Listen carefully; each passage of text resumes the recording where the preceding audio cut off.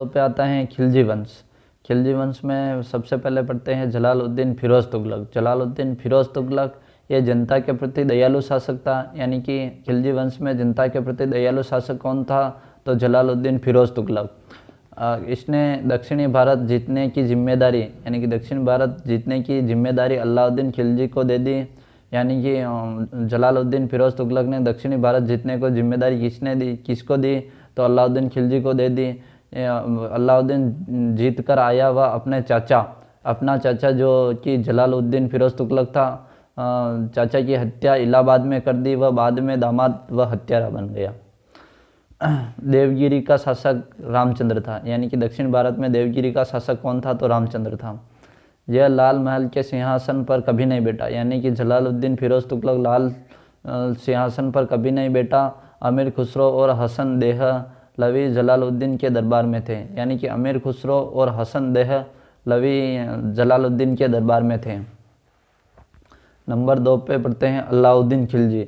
बचपन का नाम अली गुरुशास्य या गुरबास्य था। सुल्तान बनने से पहले कड़ा इलाहाबाद का सूबेदार था, यानी कि अलाउद्दीन खिलजी सुल्तान बनने से पहले कहाँ का सूबेदार था, तो कड़ा इलाहाबाद का सूबेदार था। कड़ा का सूबेदार रहते समय में दक्षिण भारत का अभियान किया। सिकंदर सानी इसकी उपाधि थी, यानी कि अलाउद्दीन खिलजी की उपाधि कौन सी थी, तो सिकंदर सानी अलाउद्दीन खिलजी की उपाधि थी। अलाउद्दीन अमीर ए तुजक के पद पर था, यानी कि अलाउद्दीन खिलजी सुल्तान बनने से पहले किसके पद पर था, तो अमीर ए तुजक के पद पर था। सेना को नगद वेतन व अस्थायी सेना रखने की प्रथा प्रारंभ की, यानी कि सेना को नगद वेतन व अस्थायी सेना रखने की प्रथा किसने प्रारंभ की, तो अलाउद्दीन खिलजी ने की। सेना सबसे विशाल सेना इसी की थी, यानी कि खिलजी वंश में सबसे विशाल सेना अलाउद्दीन खिलजी की थी। भारत में मंगोल आक्रमण इसी के समय हुआ, यानी कि अलाउद्दीन खिलजी के समय भारत पर मंगोल आक्रमण हुआ। सैनिक अभियान 1299 में गुजरात पर, यहाँ का शासक कर्ण था, यानी कि सैनिक अभियान में 1299 ईस्वी में गुजरात पर किया, यहाँ का शासक कर्ण था। 1300 ईस्वी में जैसलमेर पर किया और 1301 में रणथंभौर जो कि राजस्थान में है, यहाँ का शासक हमीर था और यहाँ पर नुसरत मारा गया। रणथंभौर के अभियान में नुसरत मारा गया और 1303 में चित्तौड़ को जीतकर इसका नाम खिजराबाद कर दिया। 1303 में चित्तौड़ जीतकर इसका नाम खिजराबाद कर दिया। 1308 ईस्वी में सिवाना जो कि सिवाना को जीतकर इसने खेराबाद नाम रख दिया और 1311 ईस्वी में जालौर को जीतकर इसने जिलालाबाद कर दिया।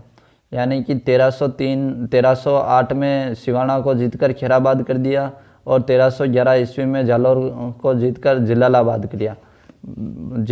कर दिया। इसके समय 4 खां थे। जफ़र खां जो कि मंगोलों से लड़ता हुआ मारा गया, यानी कि जफ़र खां मंगोलों से लड़ता हुआ मारा गया। नुसरत खां जो कि रणथंभौर अभियान में मारा गया और उलूग खां और अल्प खां। जफ़र खां, नुसरत खां, उलूग खां, अल्प खां। नुसरत खां रणथंभौर अभियान में मारा गया और जफ़र खां मंगोलों से लड़ता हुआ मारा गया। अन्य सेनापति जैसे गाजी मलिक और मलिक काफूर। गाजी मलिक और मलिक काफूर यह हिंदू था और 1000 दिनार से खरीदा, जिस कारण इसे 1000 दिनार कहते हैं। यानी कि 1000 दिनार किसे कहते हैं, तो मलिक काफूर को 1000 दिनार कहते हैं। दक्षिण के अभियानों का नेतृत्व मलिक काफूर ने किया, यानी कि अलाउद्दीन खिलजी के समय दक्षिण भारत के अभियानों का नेतृत्व किसने किया, तो मलिक काफूर ने किया। मदुरै अभियान मलिक काफूर का सबसे सफल अभियान था, यानी कि मदुरै अभियान मलिक काफूर का सबसे सफल अभियान था। मदुरै में सैनिक सुधार, इसने विशाल सेना एवं नियमित सेना का गठन किया व नियमित वेतन देना प्रारंभ किया, यानी कि अलाउद्दीन खिलजी ने नियमित वेतन देना प्रारंभ किया। खुस्म लूट में सैनिकों की भागीदारी मात्र 20% थी, यानी कि खुस्म जो कि लूट का माल है, सैनिकों की भागीदारी मात्र 20% कर दी। माल पहले सेना का 80% था और सुल्तान का 20% था, जबकि अलाउद्दीन के समय अब 20% सेना का कर दिया और 80% सुल्तान का कर दिया। सैनिकों का हुलिया व दीवान एक खरीद रखता था, यानी कि सैनिकों का हुलिया कौन रखता था, तो तो दीवान एक खरीज रखता था। घोड़ों को दागने की प्रथा इसने वापस चालू कर दी और बाज़ार को 3 भागों में बांटा, यानी कि अलाउद्दीन खिलजी के समय बाज़ार को 3 भागों में बांट दिया। सराय अदल सरकारी प्राप्त बाज़ार था जहाँ वस्त्र व अन्य वस्तुओं का व्यापार होता था। सराय अदल सरकारी प्राप्त बाज़ार था जहाँ वस्त्र व अन्य वस्तुओं का व्यापार होता था। मंडी तीसरा है मंडी और दूसरा है मंडी और तीसरा है दास घोड़ा एवं पशुओं का बाज़ार। सहना ए मंडी नामक अधिकारी नियुक्त किया गया, यह मंडी में पुलिस अधिकारी था, यानी कि सहना ए मंडी नामक अधिकारी नियुक्त किया गया, यह मंडी में पुलिस अधिकारी था। इसे सिकंदर द्वितीय या सिकंदर ए सानी कहते हैं, यानी कि अलाउद्दीन खिलजी को सिकंदर द्वितीय या सिकंदर ए सानी कहते हैं। इसने अलाई द्वार व अलाई मीनार बनाए, यानी कि अलाउद्दीन खिलजी ने अलाई मीनार बनाई। धार्मिक नियमों से मुक्ति व नया धर्म बनाया, यानी कि अलाउद्दीन खिलजी ने धार्मिक नियमों से मुक्ति व नया धर्म बनाया। इसने 4 घोषणा की राज्याभिषेक के समय, यानी कि अलाउद्दीन खिलजी ने राज्याभिषेक के समय कितनी घोषणाएं की, तो 4 घोषणाएं की। नंबर 1 दान की भूमि को खालसा भूमि में बदला, यानी कि अलाउद्दीन खिलजी ने दान दी हुई भूमि को खालसा भूमि में बदला। मद्यपान नशा पर रोक, यानी कि दारू पर रोक लगा दी।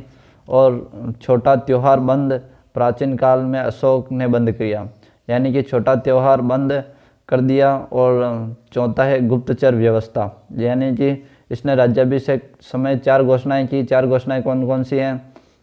नंबर 1 दान, मद्यपान, छोटा त्यौहार बंद और गुप्तचर व्यवस्था। इसने एकता व्यवस्था को समाप्त कर दिया, यानी कि इसने एकता व्यवस्था को समाप्त कर दिया। अलाउद्दीन खिलजी ने एकता व्यवस्था को समाप्त कर दिया। मुबारक खिलजी, जो कि अलाउद्दीन खिलजी का पुत्र था। मुबारक खिलजी कौन था? तो अलाउद्दीन खिलजी का पुत्र था। खिलजी वंश का अंतिम शासक मुबारक खिलजी था, यानी कि खिलजी वंश का अंतिम शासक कौन था? तो खिलजी वंश का अंतिम शासक अलाउद्दीन खिलजी का पुत्र मुबारक खिलजी था। अमीर खुसरो ये एक इतिहासकार थे। अमीर खुसरो ये अलाउद्दीन के दरबार में था, यानी कि अमीर खुसरो किसके दरबार में था? तो अमीर खुसरो अलाउद्दीन के दरबार में था। जन्म यूपी, महान कवि, यानी कि इसका जन्म यूपी में हुआ था और इसे महान कवि कहते हैं। भारत का तोता, यानी कि भारत का तोता किसे कहते हैं? तो अमीर खुसरो को भारत का तोता कहते हैं। तूती ए हिंद के नाम से जाना जाता है, यानी कि अमीर खुसरो किसके नाम से जाना जाता है? तो अमीर खुसरो तूती ए हिंद के नाम से जाना जाता है। एकमात्र कवि जिन्होंने दिल्ली शासन के 8 राजाओं का शासनकाल देखा, यानी कि अमीर खुसरो एकमात्र कवि थे। अमीर खुसरो कवि भी थे जिन्होंने दिल्ली के शासनकाल में 8 राजाओं का शासनकाल देखा। तंबाकू वाद्य यंत्र इन्होंने ही बनाया, यानी कि तंबाकू को नहीं, तंबूरा वाद्य यंत्र इन्होंने बनाया। अमीर खुसरो ने तंबूरा वाद्य यंत्र बनाया। ये निज़ामुद्दीन औलिया का शिष्य था, यानी कि अमीर खुसरो किसका शिष्य था? तो निज़ामुद्दीन औलिया का शिष्य था। कव्वाली का जनक भी अमीर खुसरो को कहते हैं, यानी कि कव्वाली का जनक अमीर खुसरो को कहते हैं। निज़ामुद्दीन औलिया का शिष्य था अमीर खुसरो। तंबूरा वाद्य यंत्र अमीर खुसरो ने बनाया। एकमात्र कवि जिन्होंने दिल्ली शासनकाल के 8 राजाओं का शासनकाल देखा। इसे भारत का तोता या तूती ए हिंद के नाम से जाना जाता है। इसका जन्म यूपी में हुआ। इसे महान कवि कहते हैं। यह अलाउद्दीन खिलजी के दरबार में था। ओके।